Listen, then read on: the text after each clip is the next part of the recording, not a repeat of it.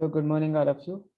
In our last class, we were discussing the various control and looping statements in a JSP, and then we discussed the request string, how a request string would look like, and what are the different parts it has, and what are the various fields it contains. So next, we shall discuss the user sessions. So user session means it is an time interval where user performs some actions. So a JSP program must be able to track a session as client move from one page to another page. So in any website, once we log in, we will be just moving from one page to another page until and unless we log out. So this time from login till logout is called as a session, or it is a one session. Or sometimes what happens in websites, they keep the timers, just like our net banking websites or income tax websites. So once we start login, a timer will start. After a certain duration of time, they will automatically log out our sessions. So each session must be tracked, and there are various ways in which a session can be tracked. So that is done by using a hidden field, or by using a cookie, or by using a Java bean. Okay. So a hidden field is a field in a HTML form whose value will not be displayed on a HTML page. So it is a hidden field is an input element. The tag is input, where type is the hidden. So if you want to display a text box, so you'll write input type is equal to text. Or if it is a submit button, you will write input type is equal to submit. A radio button, everything. So just like that, here the type will be hidden. Input type is equal to hidden. So it is a hidden field in a HTML form, which is not displayed on the screen or a browser. For this hidden field, we can assign the values. So we can assign the values programmatically, and that value can be read or written from the programs. So the values in hidden fields can be read from a JSP program before sending the data to the browser. So for example, if consider we have a database and the login screen, the browser sends the user ID and password to the JSP program when the submit button is clicked. So when a submit button is clicked, the username and passwords, whatever we have typed in the text box, will be extracted and sent to the server. Then what happens for all the pages? So JSP program will then validate the login information and generates another dynamic HTML page once the user ID and passwords are approved. So this newly created HTML page will contain a hidden field now. So and this hidden field is assigned a user ID, so that whenever the next requests are sent from the browser, so automatically this hidden field is read, and the server will come to know that the request is coming from this particular user, because there is no other way to identify who is sending the data. So this particular hidden field is useful in, in identifying which user is interacting with the server. So whenever next time the user performs any actions, so along with all the data, this hidden field value is also read, and it is also sent to the server. So the server will first check the hidden value field, and it will come to know which user has sent the data. Based on that, the further processing can be done. So in this way, Each HTML page and a subsequent JSP program will have access to this particular hidden field. So this hidden field contains user ID. So therefore, we can track the session.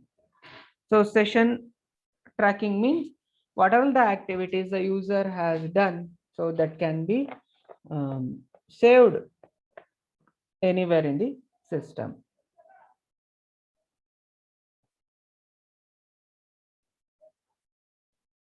So next way to track a session is using a cookies.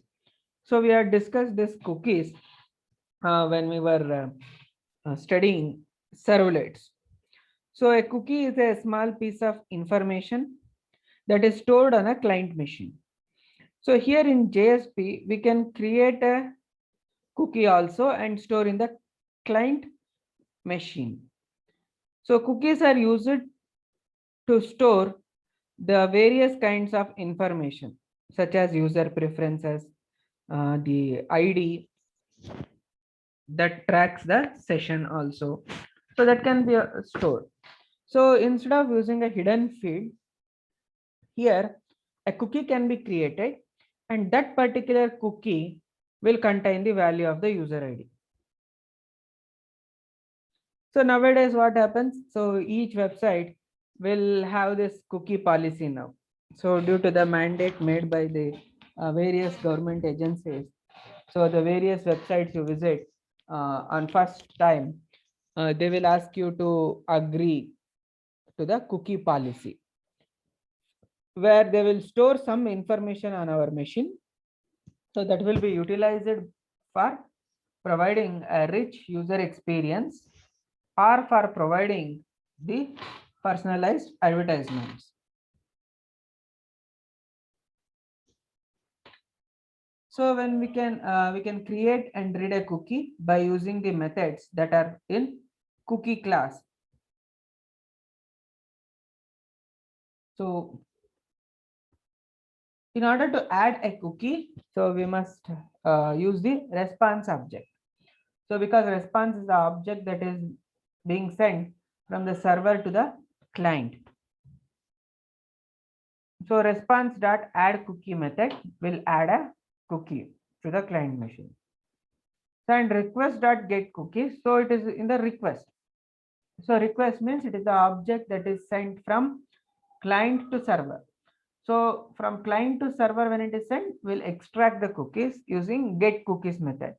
And from server to client, we are adding the cookie. So response dot add cookies. So that will be used for adding the cookie to the response header and extracting the cookie from the header. So let us look at this particular example for creating the cookies. So here string we are taking, that is my cookie name is equal to user ID. So user ID is the name and value is JK1234. So that is a value. In order to add this particular cookie, so we must call response dot add cookie of new cookie name and value. So directly we can also specify the name and value over here itself. So response is an inbuilt object. So add cookie, new cookie is created and it gets added in the response. So when this response reaches the client machine, a cookie will be created. So this is for creation of cookies. Now if you want to read a cookie, the cookie must be already present in the system. Then we must know the name. So cookie name, cookie value, then iterators. So request dot get cookies. So this get cookies method will return an array of cookies. Once we have array of cookies, so get cookies means all the cookies that are present in the client machine. So that will be extracted, so and stored in the array. Then we have to iterate over this particular array using get value and get name. So get name will extract the name of the cookie, whereas get value will extract the value of the cookie. If we know the name of the cookie, then we can directly use get cookie. So instead of get cookies, we can use get cookie by passing the name of the cookie.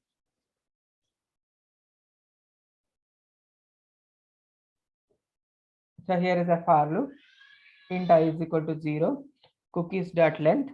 So cookies dot length means the length of the cookie. So it will iterate over all the elements in that particular array. And then we are extracting the name and value. So whatever name and value we have,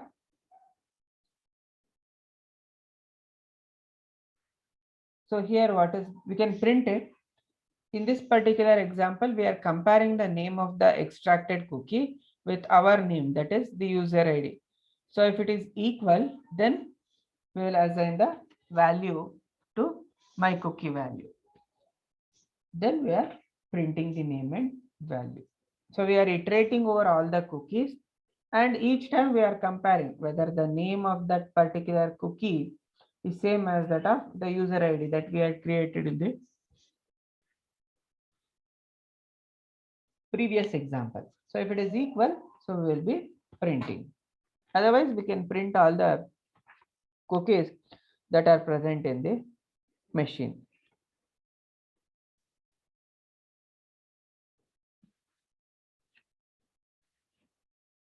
So next category of managing the user sessions is a Java Bean.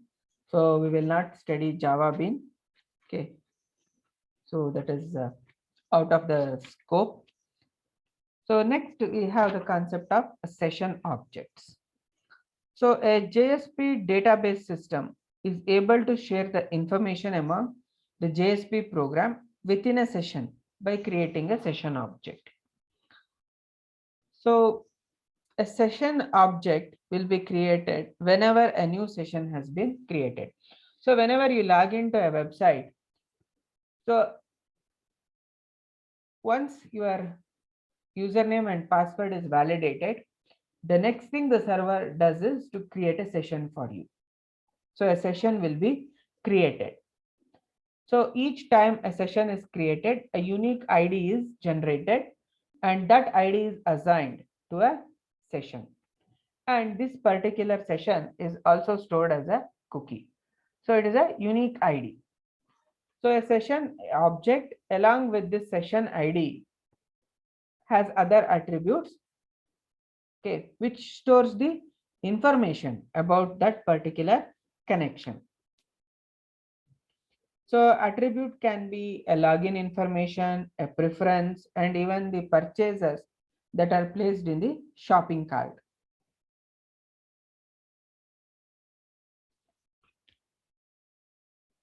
So consider this particular example to create a session. So a product, a value is there, then session dot set attribute product value is equal to 1 2 3 4. So set attribute session dot set attribute. So this is the method. So assume that you have built a database system that will enable the customer to purchase the goods online. So what happens? A JSP program will now generate a catalog of pages. So that will display the products. So the customer will select a product, and then he will jump to another page with additional products to purchase. Now the database system must be able to temporarily store that purchase made from each page. Otherwise, the system will not be able to do the checkout process. So that is how processing is done in the shopping website. So we can look at one object, store it in the shopping cart, then we can do other browsing also. So in order to store that particular product, there are several mechanisms are there. So one might be able to store it in temporary tables in the database itself. So if we store that particular information in the database, it will be very time consuming and it will degrade the performance. So a better approach what they follow is to create a session object and store the information about the product purchase in the session itself. So session attributes can be retrieved and modified. So each time the JSP program runs. Here in this particular example also, the session.set attribute method is called. So this program creates and initializes two string objects. One is to store the name of the attribute and the other one, that is at value, will hold the value. So maybe the product ID, like that. Then we are calling the set attribute method and we are passing these two values. So on the receiving side, so what happens? It has to call the get attribute names. So get attribute names, so we'll return all the names of the attribute. Here the attribute name is product. So similarly, all the attribute names will be read into a enumeration. So that returns a enumeration. So we have to iterate over this particular enumeration. Then what we'll do, we'll extract the element. Then we are extracting its value. So a value is extracted using get attribute. So get attribute will extract the value. For that we have to pass the name of the attribute. So then we can print all of them.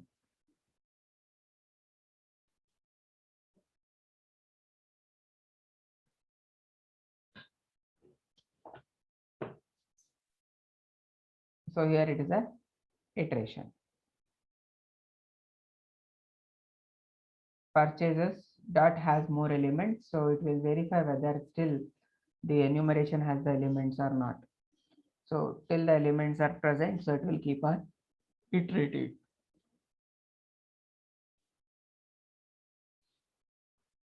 So this is regarding the session objects. Now, if we want to distinguish between the JSP and servlets, so here are few of the difference. So JSP is a web scripting language that can generate dynamic content. So a scripting language is different from a programming language. So a programming language will have its own structure. The entire thing or the entire code, whatever we write, will be in the same language itself, starting till end. But whereas in these scripting languages, so they can be embedded in another language. So a part of it can be fit in another language. So JSP is just a web scripting language where it can be fit in a HTML page. So in a HTML tag, so we can place the JSP also. So that's why it is a scripting language. Whereas as a servlet, so it is a complete Java program. So servlets are the Java programs that are already compiled. So again, this also create the dynamic web content. But the servlets are full-fledged Java programs. So everything is written in Java only. So JSP runs slower compared to servlet because it takes the compilation time to convert JSP to Java servlets, then from servlets to class. So it is a slower process. So servlets runs faster compared to JSPs. So it is easier to code in JSP than in servlets. So as the HTML presentations are very easier, so it is easier compared to servlets. So it's little much code we have to write in servlets. So in MVC, JSP acts as a view. So MVC means model, view, and controller. So in a web programming, so many frameworks and languages follow MVC model. So MVC model means there will be three models. So model, view means what the user sees, and the controller. Model means it will be interacting with the database. View means it is interacting with the user. Controller is coordinating the activities between the view and model. So in model view framework, JSP will act as a view, which means it will be interacting with the client. So whereas on the servlet, it acts as a controller. So some action will come from the view, then the controller will act, then interact with the model, obtain the result, and send back the result to the view. So in the MVC framework, servlet will act as a controller. So JSPs are generally preferred when there is not much of data processing is required. So data processing, if it is less, so JSPs are very convenient. So if huge amount of data has to be processed, so it is best to use the servlets. So the advantage of JSP programming over servlet is we can build the custom tags, which can directly call the Java beans. So there are no custom tag facilities in the servlets. So there is no tag facilities itself in servlet. Whereas in JSP, we can create our own tag and we can directly call the Java bean. So again, Java bean is another set of programs. So we can achieve functionality of JSP at client side by running JavaScript at client side. So we can run the JavaScript also at the client side that performs same action as that of the JSP. There is no such alternative methods to servlets. Okay. So these are the differences between the JSPs and servlets. So in JSP program, we studied its life cycle, its various categories of tags. So 5 different types of JSP tags are there. Then the how various control and looping statements can be implemented in JSP.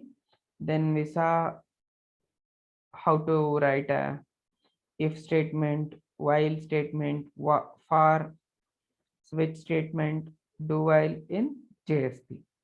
Then we studied the concepts of cookies and sessions, the request URL strings and their various parts and parameters that we can utilize in web applications. Okay, so this completes the this particular module. So this module contains servlet and JSP. So half of it is servlet and the remaining half is JSP. So we have completed this particular module. Okay, so we can stop here for today's class. So we can enter your attendance in the chat window and we can exit.